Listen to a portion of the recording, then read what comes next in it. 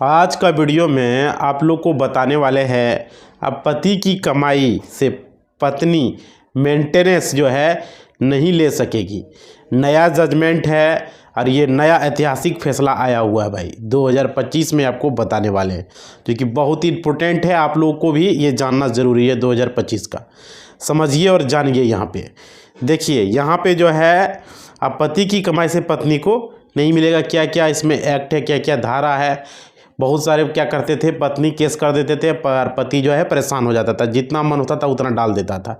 तो अभी हम बताने वाले हैं इसमें जितने भी भाई पुरुष हो उसको ये वीडियो ज़रूर देख लो। कभी न कभी शादीशुदा हो वो भी देख लो, बिना शादीशुदा वो भी देख लो। कभी न कभी आपके साथ ऐसा घटना हो सकता है कि आपके पति आपको छोड़ देगा, कि कोई बड़ी बात नहीं है, चाहे वो हिंदू है चाहे कोई भी है, ज़रूरत पड़ ही सकता है। और हिंदू लोग हो तो खासकर तो देख ही लो, क्योंकि ये भी जो ये एक्ट बताने वाले हैं ये पूरी ज़रूरी है भाई, जानना ज़रूरी है आप लोग को, सभी लोग को, जो भी पुरुष हो। समझ पा रहे हो? पुरुष हो, लड़का हो, कोई भी हो, जानना ज़रूरी है। किसान हो, जानना है। कभी न कभी आपके साथ नहीं हो, आपका बेटी के साथ हो सकता है, आपका बहन के साथ हो सकता है। समझ पा रहे हो? आपके आस पड़ोस में हो सकता है ना। चचेरी बहन हो, ममेरी बहन हो, फुफेरी बहन हो, वो आप किसी के साथ कर रहा है, किसी पुरुष के साथ कर रहा है, या आपके साथ खुद हो रहा है, या आपका ममेरा भाई के साथ हो रहा है, फुफेरा भाई होगा भाई। तो ये जानना ज़रूरी है। तो पहले क्या करना है, चैनल को सब्सक्राइब कर दो, नए हो तो। पुराने हो तो बहुत बहुत धन्यवाद भाई। और साथ ही साथ वीडियो को एक लाइक कर दो, प्यारा सा लाइक कर दो दबा के, इससे कि हमें खुशी मिलेगा। और एक चैनल है सपोर्ट न्यूज़ चैनल, उस पर सब्सक्राइब कर लो। और इंस्टाग्राम कुछ पूछना है तो इंस्टाग्राम भी ज्वाइन कर लो। वहाँ पे क्या करना है, फॉलो कर लेना इंस्टाग्राम को, ठीक है।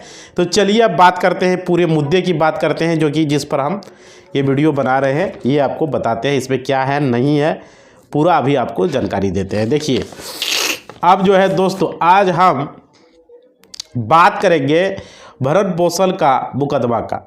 समझ पा रही हो? उससे जुड़ी बातों को, ये बात को जानना सभी विवाहित महिलाएं और पुरुषों के लिए भी ज़रूरी है। महिला है उसके लिए भी ज़रूरी है, पुरुष है उसके लिए भी ज़रूरी है भाई, सभी के लिए ये ज़रूरी होने वाला है। तो समझ लो इसमें क्या है नहीं है। देखो, एक नया जजमेंट 2024 में आया हुआ है और मेंटेनेंस को लेकर सुप्रीम कोर्ट में भी क्या बातें कही गई है, ये भी इस वीडियो में हम बताने वाले हैं। समझ लीजिएगा। आज के टाइम में सबसे अधिक मामले हैं फैमिली कोर्ट में। फैमिली कोर्ट में और मैट्रिमोनियल कोर्ट में जो भी केसेस है सबसे ज़्यादा है आज के टाइम में। बहुत ज़्यादा केसेस आ रहे हैं और देखिए चल रहे हैं। उनमें से एक बहुत बड़ा जो है वो है मेंटेनेंस का। मेंटेनेंस यानी कि सीआरपीसी का सेक्शन 125, सीआरपीसी 125 सेक्शन 125 जो सीआरपीसी का है, उसके तहत जो भरण पोषण का मुकदमा दर्ज होता है उसकी संख्या आज कोर्ट में सबसे अधिक है, सबसे ज़्यादा है भाई। और देखिए पहले क्या होता था, इस तरह के जो है मेंटेनेंस का मुकदमा में महिलाएं को मेंटेनेंस मिल जाता था, लेकिन अब जो है कई कंडीशन बदल दी गई है भाई। इसमें कई कंडीशंस लगा दिए गए हैं, इसमें सुधार किए गए हैं, बदलाव किए गए हैं कि क्योंकि कई बार इस धारा का गलत इस्तेमाल कर रहा था, गलत उपयोग किया जा रहा था भाई महिलाओं के द्वारा पुरुषों पर। तो ये ज़रूरी है, पुरुष जान लो, महिला जान लो। इस वीडियो को पूरा देखना, बहुत महत्वपूर्ण वीडियो है भाई। नहीं देखा तो कभी आपके साथ, आपके फैमिली के साथ, आपके दोस्त के साथ, आपके रिश्तेदार के साथ कभी न कभी ये घटना हो सकती है, इसलिए इस वीडियो को पूरा देख लो। हम इसमें पूरा बताने वाले हैं कोर्ट का क्या फैसला आया हुआ है, हाई कोर्ट का क्या फैसला है, पूरा इन्फॉर्मेशन इसमें आपको देने वाले हैं। देखिए अब आप सभी लोग जानते ही होंगे 1 जुलाई 2024 डेट याद रखिएगा। 1 जुलाई 2024 ज़्यादा दिन का नहीं है, ठीक है, 6 महीना पहले का है। भारत में नए आपराधिक कानून जो है लागू हो चुके हैं। आपराधिक कानून 1 जुलाई 2024 से बदले गए, उसमें सेक्शंस को भी बदला गया है। आपको भी पता होगा सेक्शंस और धाराएं को बदली किया गया है, उसमें बहुत सारे धाराएं बदल गए हैं, बहुत सारे सेक्शंस बदल गए हैं। और देखिए क्या है, तो अब सीआरपीसी सेक्शंस जो है उसमें जो है 125 का जो भी आपको हम जिक्र कर रहे हैं, देखिए यहाँ पूरा समझिए। भरण पोषण का जो बहुत सारे लोग जो है मेंटेनेंस का जो है लोग को बताता है, बहकावा में आ जाता है। अभी देखिए बताते हैं उस वीडियो में, समझिएगा। जो 124 से जैसे देखिए 2024 से 1 जुलाई 2024 जो है से भारत में नई आपराधिक कानून जो है उसमें बदलाव किया गया है और लागू भी हो चुके हैं।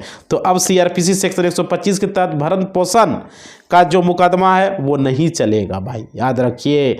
इतना आसानी से भरण पोषण का आप मुकदमा नहीं कर पाओगे किसी पुरुष पर, चाहे वो नौकरी है, चाहे वो बिजनेस करता, चाहे वो कमाता हो, कुछ भी करता हो, आप उसको आसानी से नहीं कर सकते हो। अब यह सेक्शंस बदल भी गया है भाई, सेक्शंस को अभी बोले हमने कि सेक्शंस को बदल दिया गया है। हालांकि इसका डिफिनेशन में कोई चेंज नहीं हुआ, डिफिनेशन इसका जो है, इसका नियम में कोई बदलाव नहीं किया गया है, लेकिन सब कुछ एज इट इज़ है, समझे, सब कुछ एज इट इज़ रहेगा, यानी कि पहले की तरह ही रहेगा, लेकिन सिर्फ सेक्शंस बदल जाएंगे। और यहाँ पे सेक्शंस हो जाएगा BNSS का सेक्शंस 144, BNSS सेक्शंस 144 यानी 144 सेक्शंस हो जाएंगे, यानी इसके तहत भरण पोषण का मुकदमा दर्ज होगा। जब भी आप मुकदमा दर्ज करोगे, अब 144 BNSS का सेक्शंस रहेगा और 144 के तहत आप मुकदमा दर्ज करोगे, केस दर्ज करोगे, समझ पा रहे। ये नहीं कि सेक्शन CRPC का 125 का नहीं, वो अब हो चुका है BNS सेक्शंस 144, जो कि जिसको कि आप लोग बोलते हैं भरण पोषण का मुकदमा दर्ज करना, भरण पोषण का केस को दर्ज करना भाई, समझ रहे हो। अभी सेक्शंस भी हम बता रहे हैं ताकि आप लोगों को कोई बरगला न सके। और समझो यहाँ क्लियर समझो, कोर्ट क्या चाहता है कि कोई लड़े झगड़े नहीं, कोर्ट भी यही चाहता कि उसमें जो है दोनों में हो जाए, क्या हो जाए, दोनों में बढ़िया से स्लो हो जाए। लेकिन यहाँ लोग मानता नहीं है, बहकावा में आके जितना मन होता है उतना मेंटेनेंस भर देता है। देखो अभी समझो, हम बताते हैं। देखो आज के जो जज मेंटेनेंस का केस है आजकल जो कर रहे हैं, उसमें आप देखेंगे कि मेंटेनेंस की रकम बहुत ज़्यादा जो है, बहुत ज़्यादा बढ़ा चढ़ा कर लिख दिया जाता है। अगर लड़का मान लो 20,000 कमा रहा है तो मान लिख देता है 40,000। अब बताओ, वो 20,000 का 20,000 सॉलिड लेना चाहता है, इतना फेरा में है। अब देखिए उसमें क्या, जब भी आप देखिएगा मेंटेनेंस का मुकदमा दर्ज होता है तो उसमें मुख्य सवाल ये होता है, सबसे प्रमुख सवाल जो पूछा जाता है जब कोई केस दर्ज होता है मेंटेनेंस का, तो सवाल क्या पूछा जाता है जानते हो? उसमें ये होता है कि लड़के की आय कितनी है, लड़के का इनकम क्या है, लड़के का प्रॉपर्टी क्या है, लड़के की संपत्ति कितनी है, उसका ज़मीन क्या है, उसका कितना वो कमा लेता है, या बिजनेस करता है, जॉब करता है, क्या करता है, और उससे कितना वो कमा लेता है। सबसे पहला सवाल ये होता है, समझ पा रहे हो, मुख्य सवाल जो कहा जाता है। और देखिए 2 वक्त जो है, 2 वक्त पूछे जाते हैं लड़के का कमाना, 2 वक्त कितना कमा रहा है, क्या 2 वक्त वहाँ कोर्ट में पूछा जाता है। जब लड़के की शादी हो रही है और जब उसका शादी होता है तब लोग पूछता है कितना कमा रहा है, ये का वो कमा रहा है, इतना कमा रहा है। और दूसरी बार मेंटेनेंस का जब मुकदमा दर्ज होता है तब उस समय पूछा जाता है, केस करते समय पूछा जाता है। 2 वक्त ही पूछा जाता है ना, कि लड़का कितना कमा रहा है, कहाँ कमा रहा है, क्या कर रहा है, नहीं कर रहा है भाई, समझ रहे हो। देखो जितने भी जुड़े हो भाई, इस वीडियो को एक बार देख लो। लाइफ में कभी भी आपके बहन के साथ, आपके माता के साथ, आपका भाई के साथ, आपका फुफेरा भाई, ममेरा, जो भी है भाई, आपके चाचा के साथ, मामा के साथ, किसी के साथ ऐसा हो सकता है, तो वीडियो जरूर देख लेना, बहुत ही यूजफुल है। देखो दोस्तों, कई बार ऐसा होता है कि लड़के की आय कम होती है और मेंटेनेंस का खर्च बढ़ा चढ़ा कर लिख दिया जाता है। मतलब क्या करता है, लड़का अगर कमा रहा है 10,000 तो लिख देता है 20,000, कमा रहा है 20,000 लिख देता है 40,000, ताकि हमको ज़्यादा मेंटेनेंस मिले, समझ रहे हो। लेकिन महिलाओं को ये नहीं पता होता है कि इससे उन्हीं को दिक्कत आ सकती है, और बस इस बात को समझ नहीं पाता है कि उन्हें नहीं पता होता उनके द्वारा बढ़ा कर लिख देने से उन्हें ज़्यादा पैसा मिलेगा। देखो भाई, यही बात हुआ। जब तक कोर्ट लड़के की वास्तविक आय पता नहीं कर लेगी तब तक कोर्ट कन्फर्म नहीं हो जाएगी भाई, और तब तक आपका मेंटेनेंस भी मिलने वाला नहीं है। अगर गलत लिख दोगे तो उससे क्या होगा, कोर्ट को उसमें टाइम लगेगा, पता करेगा कितना है क्या है, तब आपको मिल पाएगा मेंटेनेंस का। झूठा करोगे तो आप ही डिफेंस साइड होगा कोर्ट के नज़र में। उसके बाद देखो, उसके बाद क्या, आप ही को गलत ठहराया जाएगा, आपने झूठ बोला। एक झूठ पकड़ा जाने से समझ रहे हो कि क्या होगा। सो उसके बाद देखिए, यह जो जजमेंट में मैं बता दूं आपको कि वह जजमेंट है इलाहाबाद हाई कोर्ट का। इलाहाबाद हाई कोर्ट का ये जजमेंट आया हुआ है भाई। अभी मैं बताने वाला हूँ कौन सा केस में ये जजमेंट आया था। और ये सेक्शंस जो 144 BNS का सेक्शंस में बता रहा हूँ, जो कि पहले ये सेक्शंस का कितना था, CRPC 125 था और अभी हमें 144 हो गया। ये समझ पा रहे हो, BNSS 144 धारा हो चुका है। इसमें किस केस में फैसला सुनाया वो समझिए। यहाँ पे इलाहाबाद हाई कोर्ट का ये फैसला था कौन केस में, किरण गुप्ता वर्सेस रामजी गुप्ता। किरण गुप्ता बनाम रामजी गुप्ता, आप गूगल पर सर्च कर सकते हो हिंदी में, और इंग्लिश में करना है तो किरण गुप्ता VS वर्सेस सानी रामजी गुप्ता। समझ रहे हो, का इलाहाबाद हाई कोर्ट जजमेंट लिख के सर्च मार दो, आ जाएगा। ठीक है, जिसमें कि इलाहाबाद हाई कोर्ट ने कहा कि सिर्फ लड़की की जो पैकेज है कि या फिर लड़के का जो पैकेज है, लड़कियों को भी कमाता है, या लड़के का पैकेज की बात करो, लड़के की पैकेज पर उनका इनकम देख के जो है भरण पोषण फिक्स नहीं हो पाएगा। अगर लड़का का सैलरी है तो उस पर उसका इनकम फिक्स नहीं होगा, या उसका पैकेज है कोई भी कंपनी में कहीं भी जॉब कर रहा है तो उस पर उसका मेंटेनेंस फिक्स नहीं होगा लड़के का देख के। समझ पर, किसने कहा, माननीय इलाहाबाद हाई कोर्ट के द्वारा ये फैसला। कौन सा केस में, किरण गुप्ता वर्सेस रामजी गुप्ता। आप सर्च कर लोगे Allahabad high court Kiran Gupta versus Ramji Gupta judgment, Google में सर्च मारोगे 2000 ये जो है 24 में ये फैसला इस पर आया हुआ है। ठीक है, और उसके बाद समझिए यहाँ पे उसके बाद क्या है, इलाहाबाद कोर्ट ने कहा कि ये तो बता ही दिया आपको, आगे देखिए दोस्तों। कई बार मेंटेनेंस केस में देखेंगे कि महिलाओं को भी जो है पता नहीं रहता है, महिलाओं को भी पता नहीं रहता है कि उसमें कितना मेंटेनेंस मांगा है, उसको कितना पैसा चाहिए, ये उनको भी पता नहीं रहता। उनका रिश्तेदार लोग, उनका भाई लोग, उनका जो भी है अपना मन से, पिता लोग अपना मन से भर देता है, लड़का को फंसाओ जो होगा देखा जाएगा। समझ रहे हो, जितना मन होता है बहकावे में आके भर देता है। वकील साहब कहता है नहीं सही सही भरो, वकील तो आपका जो भी बताएगा वो सही सही बताएगा भाई, लेकिन यहाँ मानने वाला है कौन, या दूसरा का बात मानने वाला है। समझ रहे हो, किसी ने किसी साथ आपके घर में, किसी ने किसी अगल बगल पड़ोस में देखे हो किसी लड़की को छोड़ दिया हो या कर दिया हो, अब वो भरण पोषण के लिए अप्लाई कर रहा, वो ले रहा है। हम ये नहीं करें कि भरण पोषण नहीं मिलेगा, मिलेगा, लेकिन गलत भरोगे तो आपको दिक्कत होगा बाद में भाई। महिलाएं वो ध्यान से देख लो इस वीडियो को, अपना पति को भरण पोषण के लिए, मेंटेनेंस के लिए परेशान नहीं करना है आपको। अब आगे देखिए, यहाँ पे समझिए, सबसे पहले जो कोर्ट देखती है, क्या क्या कोर्ट देखती है वो अभी इस वीडियो में हम बताते हैं कि उसकी अवधि क्या है, मतलब कि वो दोनों का जो है शादी हुआ कितना साल हो गया है, शादी कब हुई, कितने साल हो गए, आप साथ में रहे कितने दिन, कितने साल तक, आप अलग रहे कितने साल तक, और वापस जो है आप में सुलह होने की संभावना है या नहीं। ठीक है, कोर्ट किसी भी परिवार को तोड़ना नहीं चाहती है भाई। कोर्ट ये सब चीज़ देखना चाहता है कि शादी कब हुआ, अगर सुलह हो जाता है तो सुलह करवा देते हैं, सारे पहलुओं को कोर्ट देखती है। उसके बाद देखिए फिर दोनों की एज देखी जाती है कि लड़का का कितना उम्र है, लड़की का कितना है, कब शादी हुआ, इतना उम्र कितना हो गया।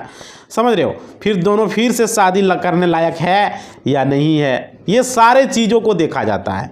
उसके बाद देखिए कई बार जो है शादी के 5 साल बाद या 10 साल बाद जो है मुकदमा दर्ज कर दिया जाता है, बहुत सारे लोग ऐसा भी करते हैं। और मेंटेनेंस का बहुत सारी कंडीशन को देख लेती है भाई, अब मेंटेनेंस का बहुत सारा कंडीशन देख के मेंटेनेंस अप्लाई कर देता है। 5 साल हुआ, 10 साल हुआ, लड़की का मर्जी नहीं हुआ रहने का, तो ये भी लड़की में भी ये नहीं करें कि पुरुष में ही दोष होता है, लड़की में भी दोष होता है भाई। समझ पा रहे हो, ये भी बता रहा हूँ मैं। कोर्ट को तो यहाँ लड़की को सुरक्षा दे रहा है, लड़का को यहाँ परेशानी हो रहा है, उसको मेंटेनेंस देना पड़ रहा है, लड़की में भी होता है प्रॉब्लम, ये चीज़ याद रखिए। और देखिए उसके बाद कोर्ट ये भी चेक करती है कि गलती किसकी है, वह लड़की जो है ससुराल में नहीं रह पा रही है, उसके पीछे क्या कारण है। और कई बार कुछ कारण ऐसे दर्ज कर दिए जाते हैं जिससे महिलाओं को मेंटेनेंस नहीं मिल पाता है। समझ पा रहे हो, बहुत सारे कुछ ऐसे कारण होते हैं, उस स्थिति में आपको मेंटेनेंस नहीं मिल पाएगा, झूठा लिख देंगे तो।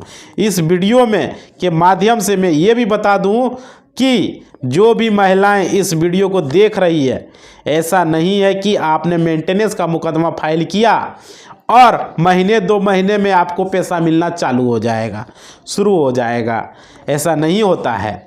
किसी के बहकावे में नहीं आवे, जो सही बात है, जो सही चीज़ है वही भरना। लड़का अगर 10,000 कमा रहा है तो 10,000 ही लिखना है, 20,000 कमा रहा है तो 20,000 ही लिखना है, और जो भी उसका है सोर्स ऑफ इनकम उसको सही से भरना है। ये नहीं कि जो मन हुआ बहकावे में भर दें ज़्यादा पैसा लेने के चक्कर में। महिलाएं सब ऐसा करती है। और देखिए उसके बाद कोर्ट ये भी देखती है कि लड़के की वास्तविक जो है वो आय कितनी है, कितना कमा रहा लड़का, कितना उसका इनकम है, कितना जॉब से हो रहा है पैसा। कोर्ट ये सब चीज़ों को भी देखती है, सब पहलुओं को भी जांच करती है। ऐसे नहीं कि आपके बात में आके आपका फैसला तुरंत सुना देगा कि इतना इसका दो, मेंटेनेंस उतना दो, उतना दो, ये सब बात नहीं है भाई। और क्या महिलाएं जितने पिटीशन फाइल की है, पिटीशन में जितने फाइल की है उतनी है भी या नहीं लड़के की इनकम? महिला पिटीशन में लिख दिया 50,000, तो 50,000 लड़का कमा रहा है या नहीं? पिटीशन लिख देने से थोड़ी हो जाएगा, उसको तो कोर्ट देखेगा, जांच करेगा भाई, उसका बैंक अकाउंट चेक करेगा, उसका जो है उसका घर परिवार का जो है इनकम क्या है नहीं है सारा उसको पता चल जाएगा। अकाउंट से तो सब कुछ पता चल ही जाता है, जांच करेगा। उसके बाद देखो कोर्ट ये भी देखेगी कि महिला का एजुकेशन कितना है, पुरुष का एजुकेशन कितना, कितना पढ़ा लिखा है, दोनों का एजुकेशन भी चेक करेगा। समझ पा रहे हो, कोर्ट ये भी जाँच करेगा। अगर महिला अधिक पढ़ी लिखी है और पति बहुत कम पढ़ा लिखा है तो इन सभी बातों को कोर्ट गहरी दृष्टि से देखती है, गहरा से एकदम ध्यान से कोर्ट इस पर करेगा, इसका अवलोकन करेगा कोर्ट इस पर बात को लेके। और क्या आपका सोर्स ऑफ इनकम क्या है, क्या हो सकता है, आप बहुत पढ़ी लिखी कम हो या हो जो भी है, सोर्स ऑफ इनकम अधिक हो, आपके पास कोई ऐसा टेक्निकल हैंड हो जिसकी जो है आप आसानी से अपने जीवन यापन कर रहे हो या बच्चों को जीवन यापन कर सकते हो, ठीक है। तो कई सारे बातों जो है भरण पोषण में मुकदमे में, मेंटेनेंस के मुकदमे में मेंटेनेंस तय करने से पहले यह देखती है। महिलाएं भी बहुत सारा काम करती है, जॉब है तो अगर महिला को जॉब है तो फिर मेंटेनेंस नहीं मिलेगा, उसको भी चेक करेगा कोर्ट कि महिलाएं क्या करती है नहीं करती, ऐसे ही मेंटेनेंस चालू हो जाएगा। एक मेरा दोस्त है, उसका भाई का पत्नी को टीचर में जॉब हो गया और वो मेंटेनेंस ले रहा है, तो वहाँ कोर्ट मांगा कि हमको दीजिए, उसका मेंटेनेंस बंद कर देंगे। मेंटेनेंस उठा रहा था वो, समझ रहे भाई। तो ये चीज़ है, कोर्ट ये सब भी चेक करेगा। अगर ले रहा है गलत तो सारा मेंटेनेंस वापस भी करना होगा, ये चीज़ याद रख लीजिए। उसके बाद देखिए कई बार रिश्तेदारों के कहने पर, कई बार एडवोकेट पर भी जो है एक्स्ट्रा प्रेशर देकर, दबाव देकर वकील पर, और उन्हें कहा जाता है कि इतना अमाउंट लिख दीजिए, वकील साहब इतना लिख दीजिए, 50,000 लिख दीजिए। समझ यार, वकील साहब कहता नहीं नहीं जितना है उतना ही लिखिए, लेकिन लोग मानता नहीं, क्या करेगा, क्लाइंट है, बात मानना पड़ता है। लिख दीजिए। अगर आप ऐसा करेंगे तो खुद का खुद केस खराब कर लेंगे भाई। इसलिए इस तरह की गलती कभी न करें, गलत इन्फॉर्मेशन वहाँ न डालें। बार बार बता रहे हैं, आप लोग अगर वीडियो देख रहे हैं तो ध्यान से देखिए और समझिए इस बात को। और देखिए कई सारे एडवोकेट इस तरह के रेगुलर मुकदमे देखते रहते हैं, उनको पता होता है, उनको एक्सपीरियंस होता है, और आपके एडवोकेट आपको सलाह भी देते रहते हैं कि आपके भले की ही बात कहते हैं, आपके भले के लिए ही वो लिखेंगे जो भी लिखेंगे। और देखिए आपने देखा होगा, आप कई बार आप कोर्ट में लोक अदालत का भी आयोजन किया जाता है, ठीक है। लोक अदालत में मुकदमों में जो लोक अदालत लगती है उसमें जो है इस तरह के केस के दोनों पक्षों को नोटिस जारी करती है और उन्हें समझौता करने के लिए प्रोत्साहित भी किया जाता है, उनके बीच विवाद को ख़त्म करने की भी कोशिश की जाती है भाई। कोर्ट के द्वारा तो कोशिश किया जाता है कि ये मुकदमा जल्द से जल्द ख़त्म हो जाए, दोनों के बीच आपसी सुलह हो जाए, ये कोर्ट भी कोशिश करती है। और देखिए किरण गुप्ता और रामजी गुप्ता जो है कि केस में इलाहाबाद कोर्ट ने क्या कह दिया, कोर्ट ने क्या कहा कि सिर्फ लड़के की सैलरी देखकर, लड़के की पैकेज देखकर या उनके जो है और भी बहुत सारे जो जॉब को देखकर भरण पोषण निर्धारित नहीं होता है। कई बार लड़कों के ऊपर लायबिलिटी भी होती है, ठीक है, उनको भी कोर्ट देखती है, तब जाके कोर्ट जो है इस पर फैसला सुनाती है। लायबिलिटी मतलब उनकी फैमिली की जिम्मेदारी भी होती है, ऐसा नहीं कि खाली लड़की यहाँ किया मेंटेनेंस फाइल तो उसी को पैसा सारा दे दें। उस लड़के का घर में भी उसका पिता है, माता है, भाई है, बहन है, तो वो सब भी कोर्ट देखता है, तब जाके मेंटेनेंस निर्धारित होता है, क्योंकि उसका पिता को भरण पोषण के लिए भी तो चाहिए, वो तो अपने बेटा पर ही आधारित है भाई, तब जाके होगा ना, ऐसा ही हो जाएगा। तो ये सब चीज़ें देखिएगा, बहुत सारे महिलाएं इसका गलत उपयोग कर रहा है, ये कुछ हुआ मेंटेनेंस फाइल कर दिया, समझ पा रहे हो। तो ये नहीं है यार, जितना मन हुआ उतना भर दिया, जो रियल है वही भर सकते हो, गलत तरीके से नहीं भर सकते हो, जो सही में है वो कर सकते हो। और क्या, पहले नंबर में तो ऐसा होना नहीं चाहिए, ये गलत बात है। आप एक शादी करके फिर दूसरे के साथ रहोगे या रह के मेंटेनेंस लोगे पति से, ये तो बहुत गड़बड़ है भाई, समझ पा रहे हो, ये गड़बड़ है, नहीं करना चाहिए। अगर कर रहे हो तो सही से इन्फॉर्मेशन डालो, ये ज़बरदस्ती नहीं इतना डाल दें उतना डाल दें, समझ रहे हो, तो ये आप ही को नुकसान होगा इसमें, हम बता दे रहे हैं। महिलाएं देख रहे हो वीडियो तो ध्यान से इस वीडियो को देख के भाई समझ लो अभी जो बताए हैं हम, ठीक है, ताकि अब बाद में आपको कोई प्रॉब्लम ना है। पुरुष भी आप भी देख लो, आपका भाई बहन किसी के साथ भी ऐसा कभी हो सकता है, समझ पा रहे हो, घटना घट सकता है, ये कोई बड़ी बात नहीं है। और चलो आज का जो है हम कमेंट बॉक्स आप लोग का लेते हैं। आप लोगों ने जो कमेंट किया है पिछला वीडियो में ज़मीन जायदाद और क्रिमिनल केसेस जो भी है उसमें, उस कमेंट को मैं लेने का कोशिश कर रहा हूँ आप लोग का, ठीक है। देखो कमेंट बॉक्स हम ओपन कर दिए हैं और यहाँ पे आप लोग का हम यहाँ पे देखिए लिखा गया है, देखिए ये निसी निक्सेस जी ये बराबर हमारे कमेंट करते रहते हैं, आज भी इन्होंने कमेंट किया है, तो इनका शॉर्टकट में देखिए क्योंकि बाकी लोग का भी कमेंट हमको लेना है, तो पहले हम इनका कमेंट का रिप्लाई कर देते हैं। इन्होंने आपसे एक प्रश्न मैं अपने भविष्य से संबंधित पूछना चाहता हूँ, ठीक है। आप काफ़ी सालों से वकील हैं, ठीक है, हाँ बिल्कुल वकील है भाई, वकालत से पैसे भी कमा रहे हैं, तो क्या आप बता सकते हैं क्या इस फील्ड में कुछ कमाई भी होती है या नहीं? अगर कमाई होती है तो लगभग कितने तक हो जाते हैं, चाहे नया हो या पुराना अधिवक्ता हो? जो नए एडवोकेट हैं क्या कम से कम उनका खर्च शुरुआत में निकलता है या नहीं? भाई ये इनका सवाल जो है क्या बताओ, ये तो इनकम ही पूछने पर पड़े हुए हैं।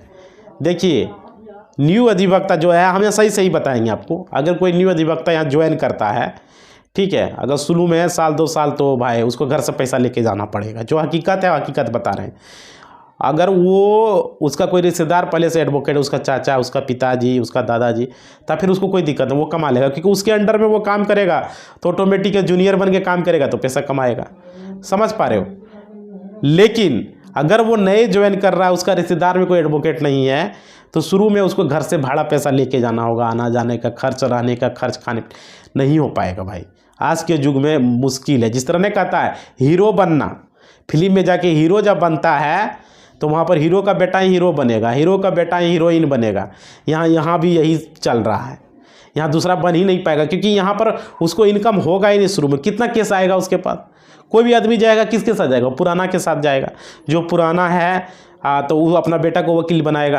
तो ये बात है। निक्की जी आप जो कमेंट किए हैं ना, आपको रिप्लाई में दे रहा हूँ, समझ पा रहे हो। तो इसलिए नए अधिवक्ता बनोगे तो मान लो समझ लो घर से मजबूत स्थिति है, आपको घर से 5 साल का खर्चा मिल जाएगा, तब जाके हो पाएगा भाई। कम से कम 5 साल 10 साल तक, 5 साल तो जरूर समझ लो। यहाँ न्यू अधिवक्ता को यहाँ अर्निंग नहीं है, चाहे आप कितनो डिग्री ले लिए, कितनो नंबर उठा लिए, आप 90% 100% उठा लिए LLB में, उससे कोई मतलब माने नहीं रखता है, समझ रहे हो। तो ये चीज़ है। हाँ जो पुराना है उसका तो कोई बात ही नहीं, उसको तो होता ही होता है। और जो जिसका पहले से रिश्तेदार लोग हैं, जो हीरो हीरोइन वाला बात बताएं, वो जैसे ज्वाइन करेगा वो तुरंत डेली 500 1000 2000 डेली कमा लेगा, क्योंकि वो पहले से उसका कोई चाचा है या उसका कोई रिश्तेदार है, समझ पा रहे हो, तो उसके अंडर में वो काम कर रहा है, तो उसको क्या दिक्कत, वो तुरंत काम भी तुरंत सीख जाएगा, वो काम भी 1 महीना में सीख जाएगा, कोई बड़ी बात यहाँ है नहीं, समझ पा रहे हो, क्योंकि पहले से है। हीरो नाचने के लिए हीरो का बेटा देर लगेगा, तुरंत सीख जाएगा। वही चीज़ है यहाँ पर, ठीक है। इसलिए अगर आप कोई मतलब कोई रिश्तेदार लोग नहीं बनोगे तो यहाँ पर पैसा का इनकम उतना शुरू में नहीं है। हाँ लेकिन जब काम सीख जाओगे 5 साल 10 साल लगेगा तो फिर यहाँ पर पैसा होता है। तो इसमें आपको संघर्ष करना पड़ेगा भाई, वहाँ पहले डिग्री लो, फिर आओ, फिर संघर्ष करो, ये चीज़ है, ठीक है। शॉर्टकट में हमने बता दिया, किसी दिन और दिन बताएंगे। अब अगला कमेंट को हम लेते हैं। अगला किया है वर्ष, चलिए गलत कमेंट को यहाँ हम इसको डिलीट कर देते हैं, ठीक है। जो भी गलत करोगे भाई कमेंट बॉक्स गंदा मत करना, ब्लॉक कर दिए जाओगे, ठीक है। अगला देखते हैं।